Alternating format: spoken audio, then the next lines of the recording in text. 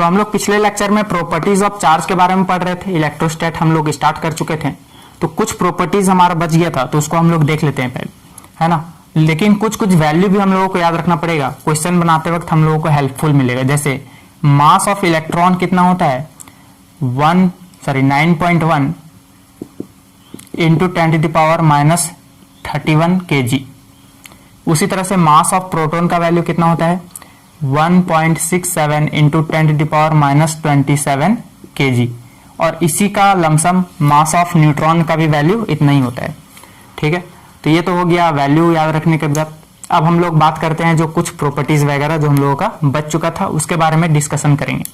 तो हम लोग एक प्रॉपर्टी जानते हैं, एडिटिव इन नेचर।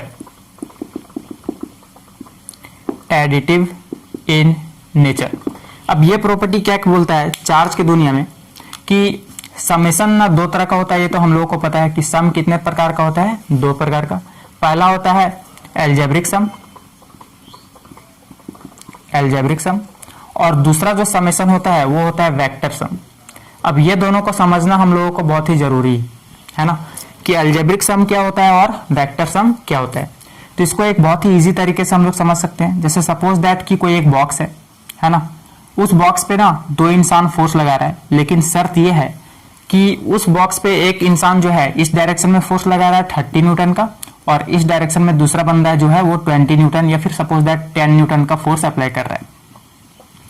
ठीक है, यहां तक तो समझ में आता है बात कि एक इंसान 30 न्यूटन का फोर्स इधर से अप्लाई कर रहा है और 10 न्यूटन का फोर्स एक इंसान इधर से अप्लाई कर रहा है।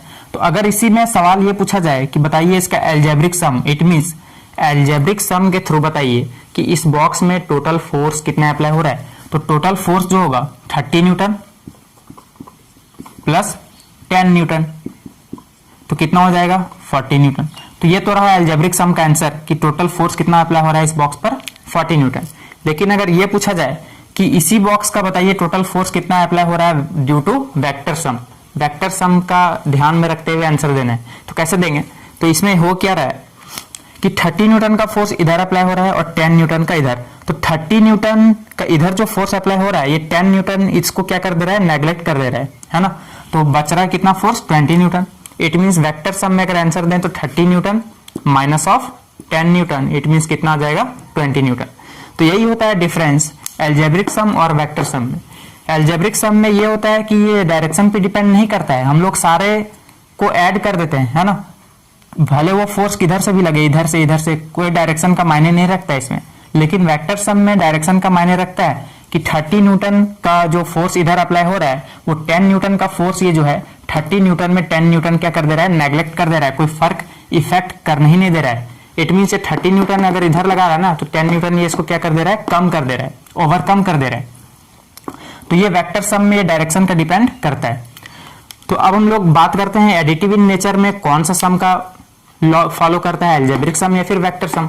तो एडिटिव इन नेचर में एल्जेब्रिक सम का फॉलो होता है ना, प्रॉपर्टीज ऑफ चार्ज में। अभी हम लोग पहले इसको डिफाइन करते हैं फिर समझते हैं। तो पहले हम लोग इसको लिखते हैं, इट मींस, डिफाइन करते हैं, it means total charge of the body can be obtained by the algebraic sum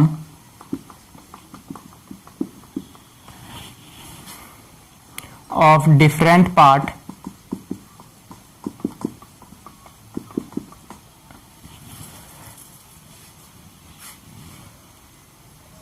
of the body, है ना। तो अगर हम लोग किसी बॉडी से अगर टोटल चार्ज को अगर हम लोगों को ऑब्टेन करना है, प्राप्त करना है, तो सारा एल्जेब्रिक सम हम लोग सारे पार्ट में, एक बॉडी में जितना भी एल्जेब्रिक मतलब बॉडी में जितना भी चार्ज अवेलेबल है हर एक पार्ट में, वो सारे पार्ट में कौन सा सम करेंगे हम लोग, एल्जेब्रिक सम करेंगे। जैसे सपोज दैट कि कोई हमारे पास एक बॉक्स है, उस बॉक्स में है ना बहुत सारा चार्ज अवेलेबल है। यहाँ पर है +2 कूलम, यहाँ पर है +5 कूलम, यहाँ पर है -3 कूलम, यहाँ पर है -2 कूलम, यहाँ पर है +6 कूलम, यहाँ पर है +8 कूलम, और पूछ लिया जाए कि बताइए इस बॉडी पर टोटल चार्ज कितना है, तो हम लोग यहाँ पर कौन सा फॉलो करेंगे, एल्जेब्रिक सम को। डायरेक्टली क्या करेंगे, ऐड करेंगे। कैसे, +2 coulomb +5 coulomb -3 coulomb +6 coulomb -2 coulomb and +8 coulomb. अब सारे को ऐड करके देखिए, +2 कूलम और +5 कूलम कितना हो जाएगा, +7 कूलम, और +6 कूलम कितना हो जाएगा, +13 कूलम, +13 और +8 कितना हो जाएगा, 21, +21 कूलम। और जो माइनस बच गया देखिए, -3 कूलम और -2 कूलम। तो 21 में 3 जाएगा, कितना बचेगा, 18 कूलम, है ना। +18 कूलम में फिर 2 कूलम जाएगा तो +16 कूलम। तो ये रहा हमारा टोटल चार्ज। तो यही बोलता है एडिटिव इन नेचर में कि चार्ज की दुनिया में अगर हम लोग हैं, किसी भी बॉडी में अगर बहुत सारा चार्ज अवेलेबल है, तो हम लोग उसका कौन सा सम करेंगे, एल्जेब्रिक सम। अगर उस बॉडी का टोटल होल चार्ज कितना है अगर हम लोगों को जानना है तो ये तो बात की बात हो गया कि एडिटिव इन नेचर होता क्या है, ये तो समझ में आ गया होगा। ये सब प्रॉपर्टीज जो पढ़ा रहे हैं वो बहुत ही इंपॉर्टेंट है एग्जाम के लिए। 5 मार्क्स में तो फिक्स है, इससे क्वेश्चन पूछा ही जाता है, तो इसको याद करना बहुत ही जरूरी है। अब हम लोग दूसरे लॉ के बारे में जानते हैं, लॉ नहीं प्रॉपर्टीज। अभी चार्ज का प्रॉपर्टीज ऑफ चार्ज खत्म नहीं हुआ है, तो पहले इसको हम लोग कंप्लीट करते हैं, फिर बहुत ही इंपॉर्टेंट टॉपिक में हम लोग जाएंगे जो कि होता है कूलम्स लॉ। अब दूसरा आता है repulsion is the best test in charging, है ना। तो ये क्या बोलता है कि अगर हम लोगों को किसी भी बॉडी में से अगर हमको पता करना है कि इस बॉडी में चार्ज अवेलेबल है या नहीं है, तो हम लोग क्या करेंगे। सपोज दैट, चलिए इसका एक प्रैक्टिकल से समझते हैं। सपोज दैट कि मुझे एक अननोन सा कुछ मिला ऑब्जेक्ट, ठीक है, यह मुझे पता नहीं है ये क्या है, अननोन सा एक ऑब्जेक्ट है, ठीक है, हमको पता नहीं है इसके बारे में। सिर्फ मुझसे इतना पूछा गया है कि बताइए कि इस अननोन सा ऑब्जेक्ट में चार्ज अवेलेबल है या नहीं, ठीक है। तो इतना ही बस पूछा गया है। तो मैं क्या करूंगा कि एक मेरे पास ऑलरेडी घर पे पड़ा हुआ था एक ऑब्जेक्ट जिसमें मुझे पता था कि इसमें कौन सा चार्ज है, मैं जानता था कि इसमें पॉजिटिव चार्ज अवेलेबल है। तो क्या करूंगा, इस बॉडी को इसके नजदीक लेके आऊंगा, है ना, इस बॉडी के इसके नजदीक लेके आऊंगा। नजदीक लाने पर अगर ये कोई रिएक्शन दिखाएगा या फिर हो सकता है इसको रिपेल कर दे, या फिर इसको हो सकता है अट्रैक्ट कर ले, दोनों फेनोमेना हो सकता है, क्योंकि मेरे पास जो बॉडी में चार्ज है तो, और अगर चार्ज नहीं है कुछ भी तो ये रुका ही रह जाएगा, कोई भी रिएक्शन नहीं दिखाएगा। अगर इसमें पॉजिटिव रहा तो पॉजिटिव में क्या करेगा, रिपेल कर देगा, तो अभी हम लोग क्या बोल सकते हैं, इसमें चार्ज है। और अगर ये अट्रैक्ट करेगा तो भी हम लोग बोल सकते हैं ये मतलब इस बॉडी पर क्या है, चार्ज है, नेगेटिव चार्ज है, तभी तो अट्रैक्ट कर रहा है। लेकिन यहाँ पर क्या बोला गया है कि repulsion is the best test in charging. अगर हम लोगों को किसी भी बॉडी में से अगर पता करना है कि इस बॉडी पे चार्ज है, तो जब तक रिपेल नहीं करेगा तब तक हम लोग उसको कंफर्म नहीं बोल पाएंगे कि वो उस बॉडी पे चार्ज है। तो बोलेंगे ऐसा क्यों हो सकता है, अट्रैक्शन भी तो एक फेनोमेना है चार्ज का, जब अट्रैक्ट करेगा तो भी तो वो टेस्ट हो सकता था। बोले हाँ बिल्कुल हो सकता था, क्यों नहीं होता है, यहाँ पर चलिए जानते हैं। जैसे सपोज दैट कि आपके पास कोई एक अननोन सा ऑब्जेक्ट मिला, ठीक है, और मैं इससे आपसे इतना पूछ दूं कि बताइए कि ये ऑब्जेक्ट मैग्नेट है या नहीं, तो आप लोग क्या करिएगा, एक कहीं से मैग्नेट का जुगाड़ कीजिएगा और उस मैग्नेट से इसको थोड़ा नजदीक लाइएगा। नजदीक लाने पर या तो हो सकता है इसको ये नॉर्थ में अगर मिल गया तो क्या हो सकता है, इसको रिपेल करेगा, और या फिर हो सकता है अट्रैक्ट करेगा। तो भी आप लोग दोनों में बोल सकते हैं क्या कि ये मैग्नेट है, नहीं बोल सकते हैं। हो सकता है कि ये लोहा हो, आयरन और मैग्नेट में भी क्या होता है, अट्रैक्शन होता है। तो अगर ये बॉडी अट्रैक्ट करेगा तो हो सकता है कि ये चार्ज की वजह से नहीं, मैग्नेटिक प्रॉपर्टीज की वजह से वो अट्रैक्शन हो रहा है। तो हम लोग कंफर्म नहीं बोल पाएंगे कि उसमें चार्ज की वजह से अट्रैक्शन दिखा रहा है या फिर चार्जेस के कारण मतलब अट्रैक्शन दिखा रहा है या फिर मैग्नेटिक प्रॉपर्टी की वजह से। लेकिन अगर ये रिपेल कर रहा है तो हम लोग पक्का बोल सकते हैं कि ये वाला तो हम लोगों को पता था कि ये बॉडी में कौन सा चार्ज है, पॉजिटिव। अगर रिपेल करेगा तो इसमें भी पॉजिटिव होगा, तभी हम लोग बोल सकते हैं। एक और रीजन है कि रिपल्सन को ही क्यों लेते हैं, अट्रैक्शन को क्यों नहीं लेते हैं, इसका कारण है इंडक्शन चार्ज। जब हम लोग कोई बॉडी के पास अगर पैरेलल शिफ्ट करते हैं ना, जैसे सपोज दैट कोई एक बॉडी पे पॉजिटिव चार्ज है और अगर एक अननोन से उसमें कोई भी चार्जेस अवेलेबल नहीं है, तो क्या होता है कि ये वाला इसका चार्ज, इसका ऑपोजिट चार्ज इसमें डेवलप हो जाता है। अगर उसमें कोई चार्ज अवेलेबल नहीं भी है तो जब ऑपोजिट चार्ज डेवलप हो जाता है तो प्लस माइनस में क्या हो जाएगा, अट्रैक्शन हो जाएगा एक दूसरे से। तो हो सकता है कि इस बॉडी में कोई चार्ज नहीं था और इसके करीब लाए तो इंडक्शन के कारण इसका ऑपोजिट चार्जेस इसमें डेवलप हो गया और दोनों अट्रैक्ट कर रहा है ना। लेकिन अगर रिपेल करेगा तो पक्का बोल सकते हैं कि इस बॉडी पर चार्ज था, है ना। लेकिन अगर अट्रैक्ट कर रहा है तो हो सकता है इंडक्शन के कारण वो करंट आए, मतलब इसमें चार्ज आ चुका है जिसके कारण वो अट्रैक्शन शो कर रहा है। तो ये तो बात समझ में आ गया कि चार्ज के दुनिया में हमेशा रिपल्सन को ही बेस्ट टेस्ट माना जाता है ना, चार्जिंग में। अगला प्रॉपर्टी, नेक्स्ट प्रॉपर्टी क्या होगा? नेक्स्ट प्रॉपर्टी है कि कोई बॉडी में अगर चार्ज है ना, कोई बॉडी में सपोज दैट कि +5 कूलम चार्ज है मेरे पास, तो इसमें हम लोग बोल सकते हैं कि इस बॉडी में मास होगा। क्यों बोल सकते हैं? क्योंकि अभी क्या बताया था कि इलेक्ट्रॉन का जो मास है, ये मास तो होता ही है उसमें। जब चार्ज है इट मीन्स इसमें इलेक्ट्रॉन है, जब चार्ज है तो चार्ज में तो मास होगा ही, प्रोटॉन में भी मास होता है। लेकिन अगर कोई बॉडी में इतना हिंट दे दिया गया है कि कोई बॉडी में मास है, तो बताइए कि इसमें चार्ज होगा या नहीं होगा? तो हो भी सकता है और नहीं भी, लेकिन हम लोग कंफर्म नहीं बता सकते हैं। कैसे नहीं बता सकते हैं, है ना? क्यों नहीं बता सकते हैं? क्योंकि मास है तो हो सकता है उस बॉडी का मास होगा, उसमें चार्ज हो भी सकता है और नहीं भी हो सकता है। लेकिन अगर चार्ज है तो पक्का उसमें मास होगा। क्यों? क्योंकि चार्ज में मास होता है ना? तो क्या बोल सकते हैं, चार्ज जो होता है, चार्ज जिस बॉडी में होता है पक्का उसमें मास होगा, है ना? लेकिन जिस बॉडी में मास है तो हम लोग कंफर्मली नहीं बोल पाएंगे कि उसमें चार्ज है या फिर नहीं है। तो अगला प्रॉपर्टी हमारा यही है कि charge,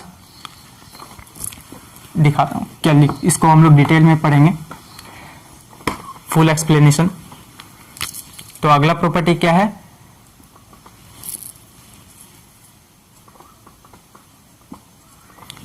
charge can't exist without मास, है ना? जिस बॉडी में चार्ज होगा उस बॉडी में पक्का मास होगा। बिना मास का चार्ज हो ही नहीं सकता है, ठीक है? चार्ज कभी भी एग्जिस्ट नहीं करेगा बिना मास का। चार्ज है तो पक्का मास होगा, but mass can exist without charge, है ना? तो क्या बोले कि चार्ज जो है, अगर किसी बॉडी में चार्ज है तो पक्का उसमें मास होगा। चार्ज कभी भी एग्जिस्ट नहीं कर सकता है बिना मास का, बट मास बिना चार्ज का एग्जिस्ट कर सकता है। कोई बॉडी में जब मास होता है तो हम लोग बोल सकते हैं कि उसमें चार्ज हो भी सकता है और नहीं भी हो सकता है। तो मास जो है चार्ज के बिना एग्जिस्ट कर सकता है, लेकिन चार्ज कभी भी मास के बिना एग्जिस्ट नहीं कर पाएगा, क्योंकि चार्ज में मास होता है ना? इलेक्ट्रॉन में और प्रोटॉन में मास होता है।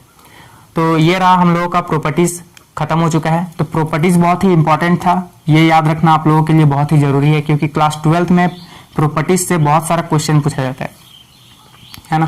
तो अब हम लोग आते हैं प्रॉपर्टीज ऑफ चार्ज को खत्म करने के बाद सबसे अच्छा लॉ आता है, जो कि इससे भी क्वेश्चन पूछा जाता है और इससे क्वेश्चन हमेशा फिक्स है कि आना ही। प्रॉपर्टीज ऑफ चार्ज से भी आता है, ये भी फिक्स है ना? Coulomb's law. अगर ये लॉ नहीं समझे तो आगे कुछ नहीं समझ में आएगा।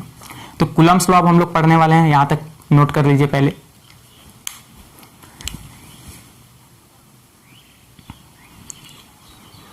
तो अगला अब हम लोगों का टॉपिक स्टार्ट होने वाला है कूलम्स लॉ। क्या होता है इसके बारे में हम लोग आज डिस्कशन करेंगे। तो जल्दी से इसको, तो हम लोग का अगला टॉपिक क्या है, कूलम्स लॉ।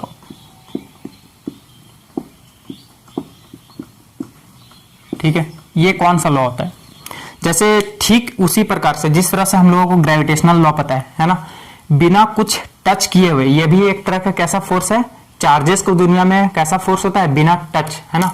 बिना टच किया हुआ फोर्स है।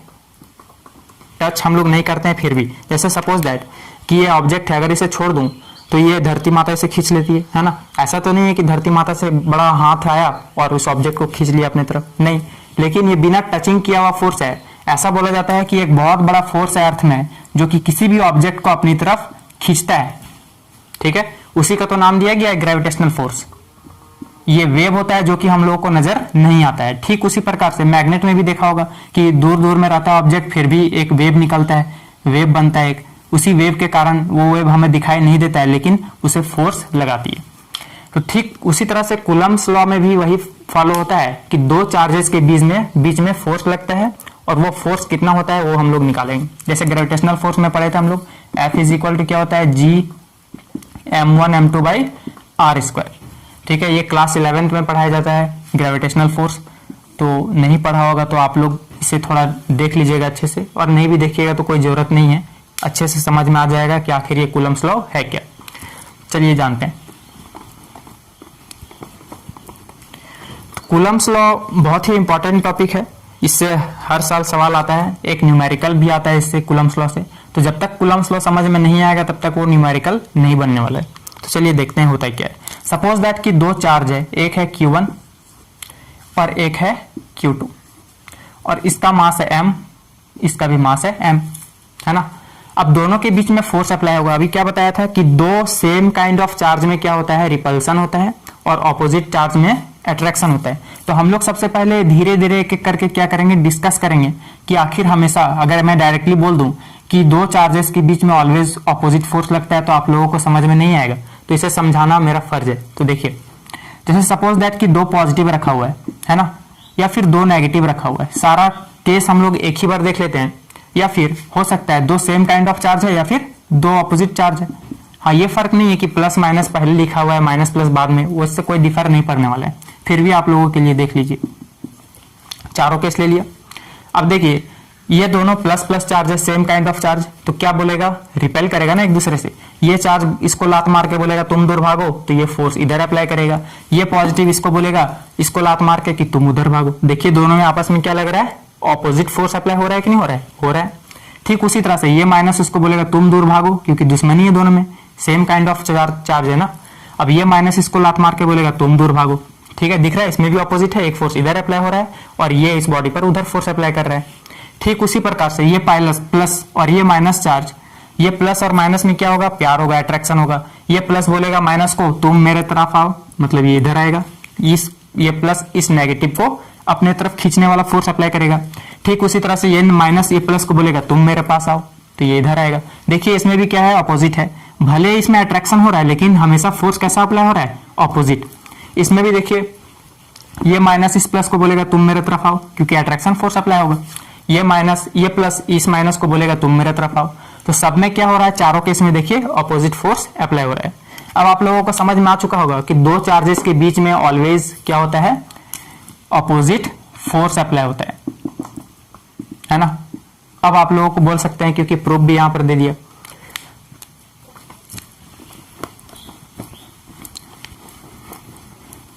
अब देखिए, तो कूलम्स लॉ ये बोलता है कि दो चार्जेस और इसका डिस्टेंस जो है, यहां से इसका बीचों बीच से लूंगा। सपोज दैट इसका डिस्टेंस क्या है, r, है ना। तो r डिस्टेंस लिया, तो ये Q1, सपोज दैट कि ये पॉजिटिव पॉजिटिव है ना, सेम काइंड ऑफ चार्जेस अभी समझने के लिए फिलहाल। तो ये Q2 ये Q1 पर इधर फोर्स अप्लाई करेगा, है ना। ये ऑब्जेक्ट A है और ये ऑब्जेक्ट B, ठीक है। ये अब नहीं भी ऑब्जेक्ट लेंगे तो भी समझ में आ जाएगा।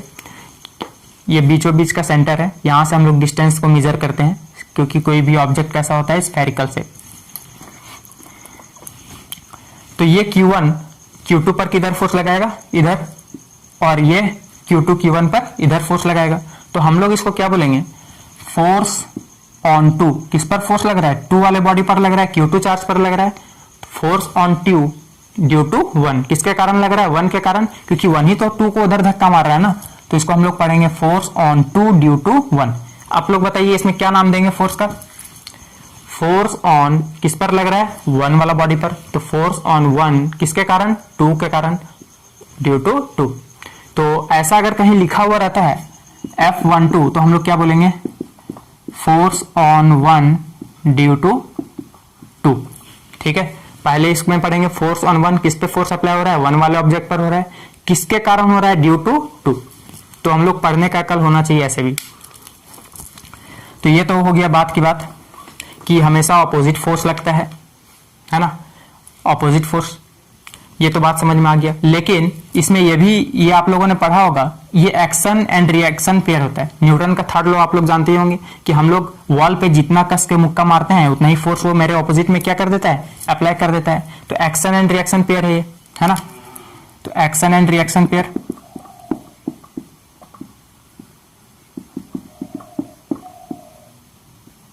ठीक है।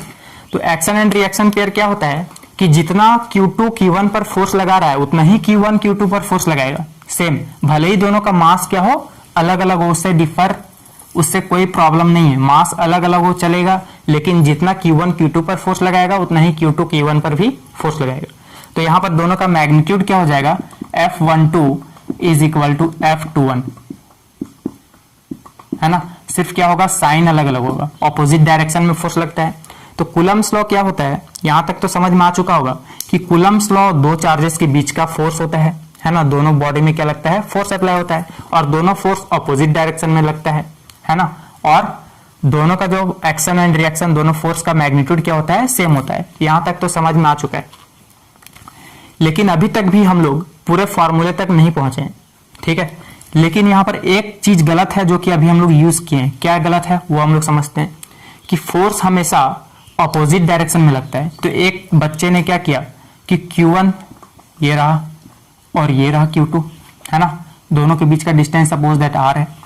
अब ऑपोजिट ये भी तो हो सकता है, ये लो भाई ऑपोजिट बोला तो मैंने ऑपोजिट बना दिया। Q1 पर इधर फोर्स लग रहा है, Q2 पर इधर फोर्स लग रहा है, तब तो ये एक्शन एंड रिएक्शन पेयर वाला तो गलत हो गया। एक्शन एंड रिएक्शन पेयर तो सही है, लेकिन फोर्स ऐसा हो सकता है क्या, नहीं। दूर भगा रहा मीन्स Q1 इधर और Q2 इधर। तो अब वो बुक वाला थोड़ा क्या किया, सुधार किया अपने लैंग्वेज में कि हाँ action and reaction pair opposite में तो लग रहा है, लेकिन अलोंग द लाइन ज्वाइनिंग लगेगा, है ना। कैसा लगेगा, अलोंग द लाइन ज्वाइनिंग। दो चार्जेस का जो लाइन ज्वाइनिंग है उसी डायरेक्शन में फोर्स लगेगा ऑपोजिट में। इट मीन्स इधर और इधर, या फिर हो सकता है इधर और इधर, है ना, अलोंग द लाइन ज्वाइनिंग। तो कूलम्स लॉ क्या बोलता है कि दो चार्जेस पे फोर्स लगता है, वो भी ऑपोजिट डायरेक्शन में लगता है, और दोनों का मैग्नीट्यूड सेम होता है, भले ही डायरेक्शन से क्या होगा, अलग होगा। ये बात तो समझ में आ गया। अब हम लोग चलते हैं कूलम्स लॉ का डेफिनेशन पे। अब डेफिनेशन क्या बोलता है,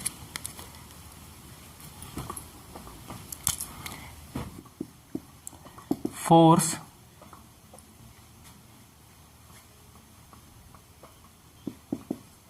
अट्रैक्शन और रिपल्सन, कुछ भी फोर्स हो सकता है ना। अगर ऑपोजिट चार्ज हुआ तो क्या होगा, अट्रैक्शन फोर्स होगा, और अगर सेम काइंड ऑफ चार्ज हुआ तो रिपल्सन। कोई भी फोर्स हम लोग, इसलिए हम लोग डिफाइन कर दिए यहाँ पर कि according to Coulomb's law the attraction और रिपल्सन फोर्स बिटवीन, किसके बीच में लगता है, two charge particles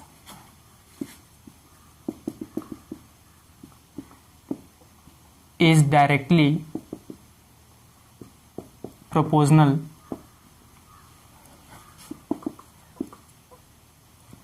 to the product of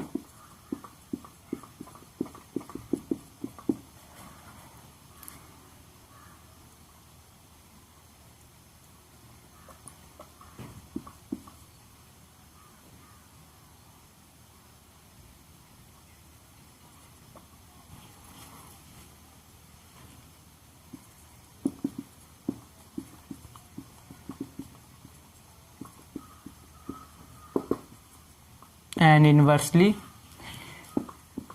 proportional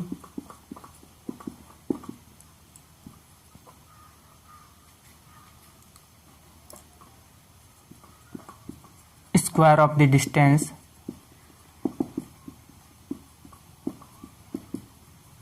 between them। तो अकॉर्डिंग टू कूलम्स लॉ के अनुसार अट्रैक्शन फोर्स हो या फिर रिपल्सन फोर्स हो दो चार्ज पार्टिकल के बीच में, तो ये बोलता है कि वो डायरेक्टली प्रोपोर्शनल होगा product of charge of the magnitude, है ना। प्रोडक्ट होगा चार्ज का मैग्नीट्यूड का, और इनवर्सली प्रोपोर्शनल होगा square of the distance between them. तो अभी हम लोगों ने क्या देखा कि दो चार्ज पार्टिकल है, Q1 और एक दूसरा Q2, और दोनों का बीच का जो डिस्टेंस है वो है R। तो कूलम्स लॉ के अनुसार ये बोलेगा कि फोर्स जो है वो डायरेक्टली प्रोपोर्शनल होगा चार्ज पार्टिकल का प्रोडक्ट के मैग्नीट्यूड के बराबर, है ना। मैग्नीट्यूड देखिए, product of the charge of the magnitude. और दूसरा ये रहा इक्वेशन नंबर 1। और फोर्स जो है इनवर्सली प्रोपोर्शनल होगा डिस्टेंस के स्क्वायर के बराबर, है ना, square of the distance between them. तो दोनों के बीच का जो चार्ज पार्टिकल का जो डिस्टेंस है वो कितना है, R है। तो force is directly proportional to Q1 Q2 by R square. तो ये तो बात समझ में आ गया कि फोर्स जो है डायरेक्टली क्या होता है, प्रोपोर्शनल चार्ज का प्रोडक्ट के बराबर, और इनवर्सली किसका होता है, डिस्टेंस का स्क्वायर के बराबर।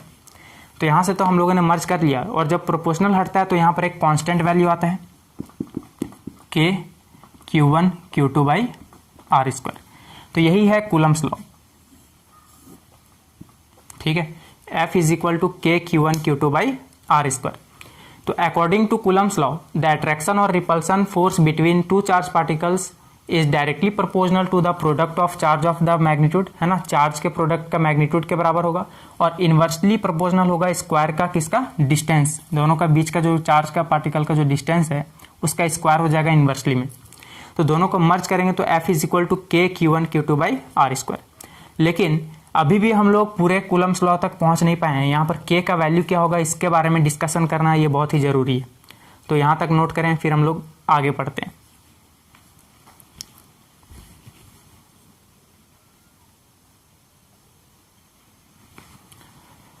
तो F is equal to K Q1 Q2 bar square. यहाँ तक हम लोग कूलम्स लॉ को डिफाइन तो कर लिए हैं। अब हम लोग नेक्स्ट वीडियो में इसका आगे का डिस्कशन करेंगे, क्योंकि वीडियो हम लोगों का 20 मिनट से ज़्यादा नहीं होना चाहिए, लेकिन ज़्यादा पहुँच चुका है। तो हम लोग नेक्स्ट में हम लोग डिस्कशन करेंगे कि आखिर कूलम्स लॉ क्या होता है और इसके कुछ क्वेश्चंस के बारे में डिस्कशन करेंगे। तो अभी फ़िलहाल के लिए इतना ही रहने देते हैं। यहाँ तक ये डेफिनेशन अच्छे से याद हो जाना चाहिए और क्या बोलता है कूलम्स लॉ, फिर हम लोग नेक्स्ट वीडियो में और भी अच्छे से डिफाइन करेंगे। Thank you.